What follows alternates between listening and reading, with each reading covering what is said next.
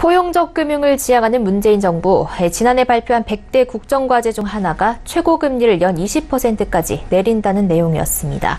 금리를 낮추는 게 반드시 포용적 금융이란 결과를 가져다 주는 건 아닌 것 같습니다. 저신용자의 대출 절벽 현상이 나타나고 있습니다. 이하라 기자입니다. 저축은행의 저신용자 신규 대출이 20%가량 감소한 것으로 나타나면서 저신용자들이 불법 사채 시장으로 내몰릴 수 있다는 지적이 나왔습니다. 오늘 김선동 자유한국당 의원이 금융감독원으로부터 받은 국정감사 자료에 따르면 올 상반기 저축은행 상위 20개사에서 신규 신용대출을 받은 저신용자 수가 지난해 같은 기간보다 20.5% 감소했습니다. 같은 기간 중신용자 신규 대출은 12.3% 늘었습니다. 통상 7에서 10등급을 저신용자, 4에서 6등급을 중신용자라고 부릅니다.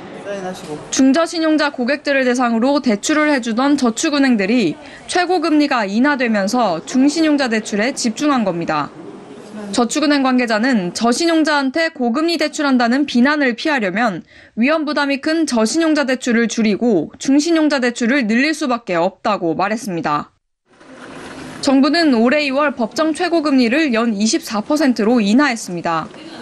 2007년 연 49%였던 최고금리가 11년 만에 절반 수준으로 낮아진 겁니다. 내년에는 한 차례 더 인하돼 최고금리가 20%가 될 것으로 업계는 보고 있습니다. 정부는 최고금리 인하로 저신용자가 대출을 받지 못하는 부작용을 막기 위해 서민금융진흥원을 통한 정책 사업을 하고 있지만 제도권 금융에서 소외된 저신용자를 모두 수용하기에는 역부족입니다. 서민진흥원은 추가 출연이 없으면 앞으로 2에서 5년 안에 가용재원을 모두 소진할 것으로 보고 있습니다. 이에 금융위도 내년 정부 예산안에 증액을 요구했지만 기재부가 모두 수용하지 않았습니다.